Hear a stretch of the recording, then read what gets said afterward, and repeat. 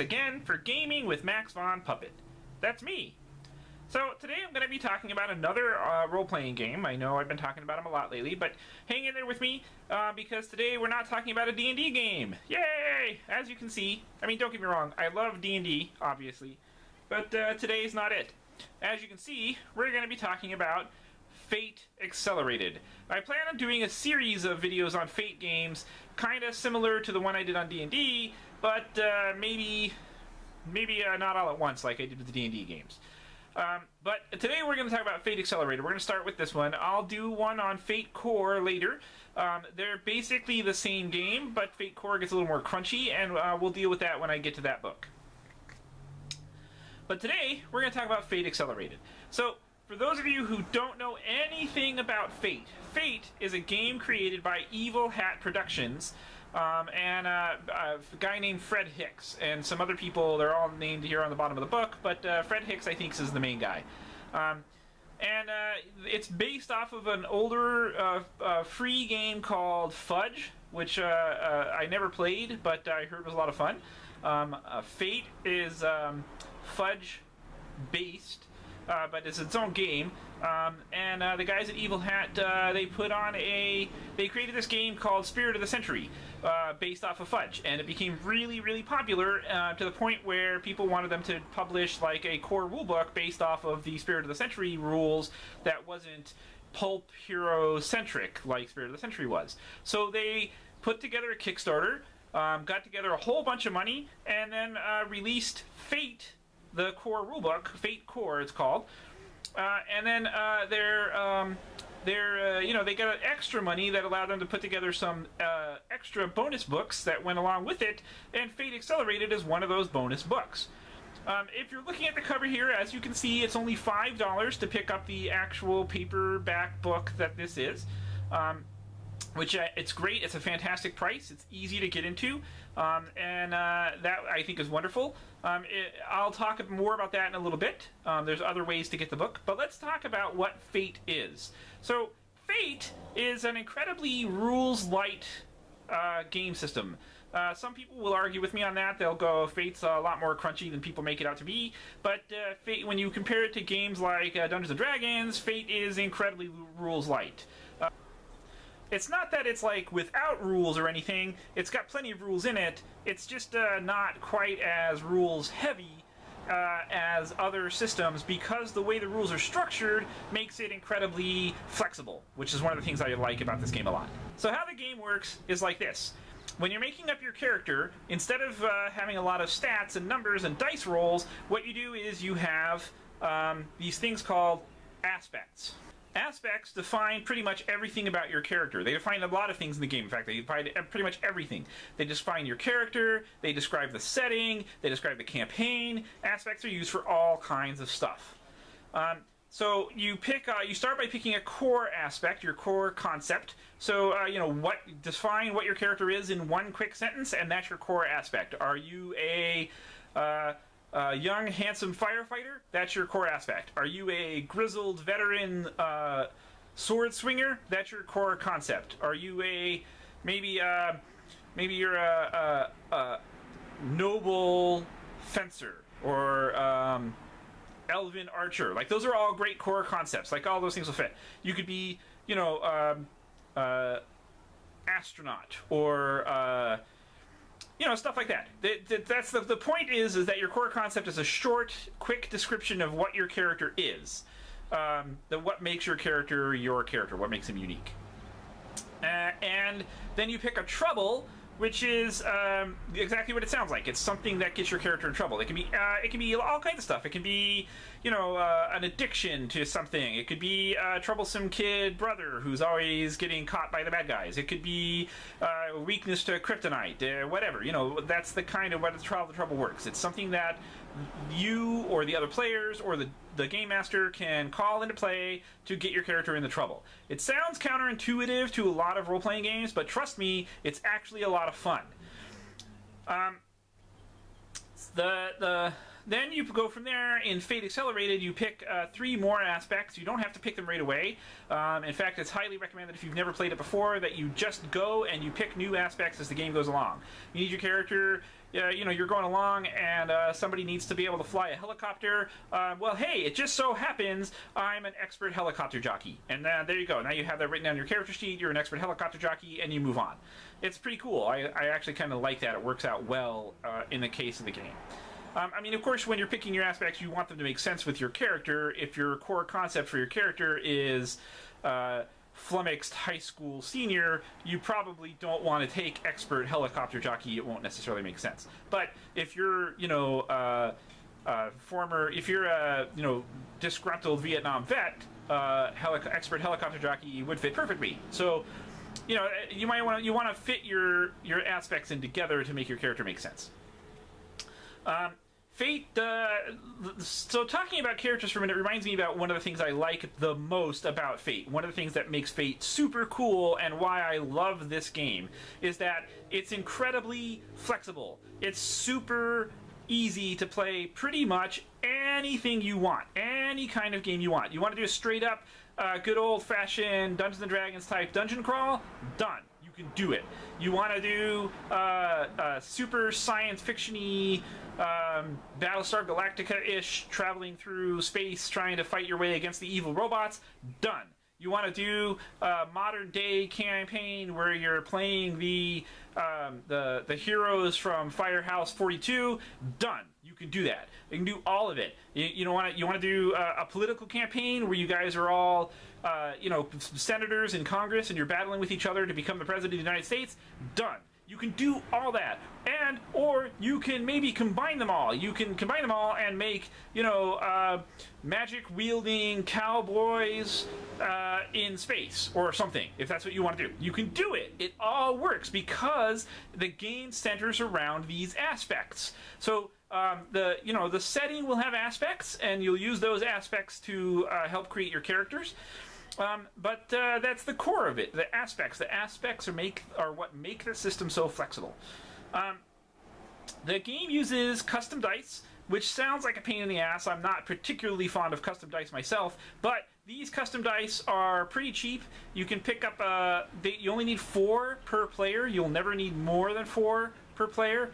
And you can pick up sets of 3 sets of 4 dice, so 3 sets of dice, for about $12, and that's a pretty decent price, I think. And that's 2 more sets than you need, and for your average gamer, that's a good start, right? So the dice aren't too bad, and if you really want to, you can play without the custom dice. It's not as easy, but it's doable. The custom dice are pretty simple. There's 2 minus signs, 2 blank sides, and 2 plus sides.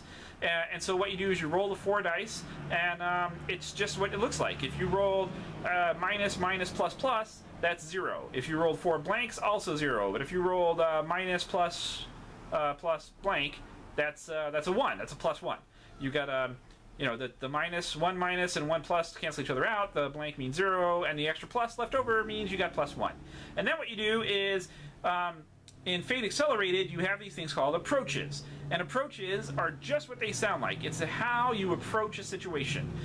There's 6 approaches. I can't remember them all off the top of my head, unfortunately, but they're things like quick, forceful, I mean, quick, forceful, sneaky, crafty, or clever. I think it's clever. They're things like that. And there's 6 of them. And everybody has them, and you rank them by a number between +3 and +0. So you have a certain number, I think 1 at +3, 2 at +2, 2 at +1, and 1 at +0. And you decide how you're going to approach a situation, and you use that approach when you're rolling your dice. You add your approach total to the dice total, and if you want to, you have these things called fate points, and you can spend a fate point to use an aspect on your character. There's a term for that now, and I forgot what it's called. And you spend a fate point, and you can use that aspect and give yourself another +2. And you can spend more fate points to use more than one aspect. You can't use more than one. You can't use an aspect more than once, but you can use a bunch of aspects all at once as long as you're willing to spend the fate points on it. You can get fate points back from your game master by allowing your game master to compel fates. So let's say, for example, your character has a trouble that's let's go back to the annoying kid brother. So your trouble is kid brother, your annoying kid brother. The game master decides that you're in the middle of the fight and he's going to compel your trouble, and your annoying kid brother shows up in the middle of the fight to make things worse for you. So now you have to choose between your saving your annoying kid brother or stopping the bad guy, and in return for that, you get a fate point that you can then spend later, which is kind of cool. I like this, and it works out pretty well. And that's really the basics of the game. There's more to it, of course, and when you play it, you'll see, but that's really the basics of the game. There's the fate points, and there's an economy around how the fate points work. The aspects are the core rule of the game and how it all fits together. You roll the 4 dice, you add bonuses from your approaches, you add bonuses from aspects, and like I said, aspects are not limited to your character. So there'll be situational aspects that fit the setting. You're fighting the evil necromancer on the precarious rope bridge that happens to be spanning a magma volcano, because there's always magma below your fight with the necromancer, right? And so precarious weather-beaten rope bridge, for example, might be an aspect, and you can use that in the scene. Rising heat from the volcano is an aspect, and you might be able to call that into the scene, and things like that. And so there's all kinds of aspects running around all the time, and new ones are constantly being placed on the field, and things like that. And you play it out, and you know, combat works out pretty well. You still roll dice to see whether or not you successfully hit somebody and do damage to somebody. Damage is represented by what's called a stress chart. So you have stress and you have consequences. In Fate Accelerated, you have 3 stress boxes. They're rated 1, 2, and 3.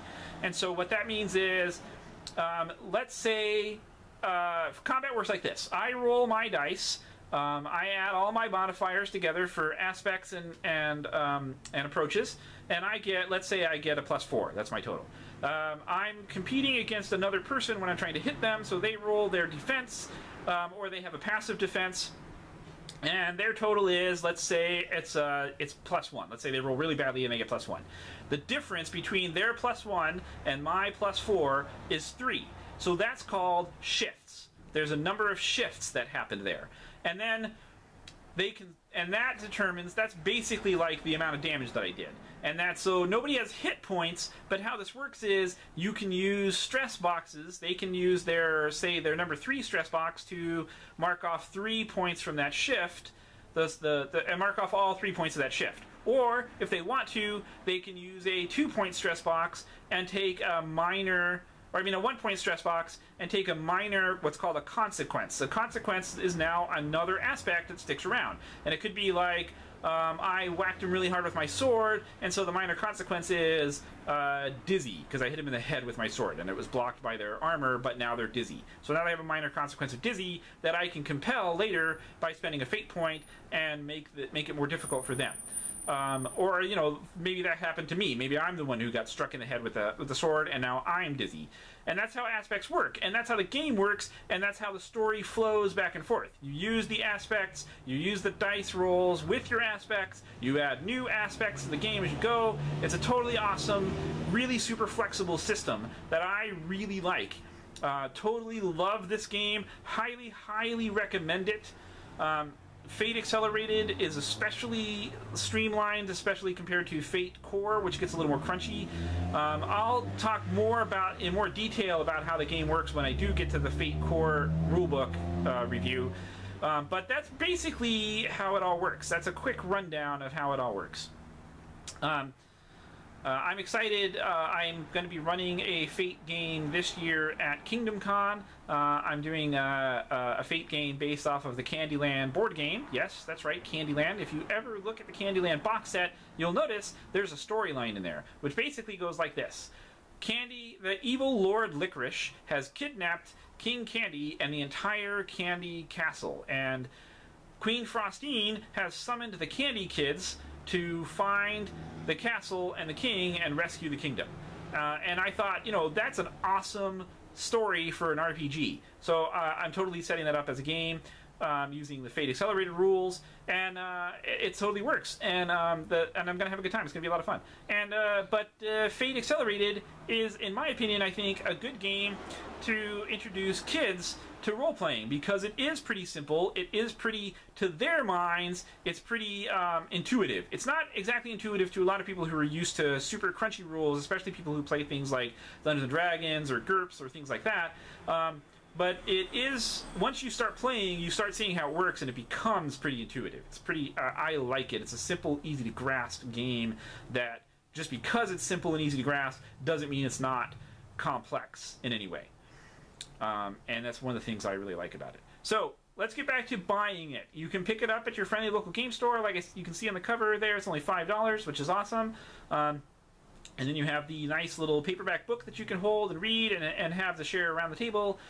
Or you can go to Evil Hat directly. They're at evilhat.com, and you can pick it up for a pay what you want price, which means you could buy it for free, see if you like the game, and then go back and pay them later. Or you could just, pick it up for $1 or $2 and throw some money their way, because it's a totally awesome game and totally worth throwing money their way. They're great people at Evil Hat, and this is a great game, and you should totally pick it up. So I rambled a lot in this review. I'm sorry about that. I hope it made sense to all of you.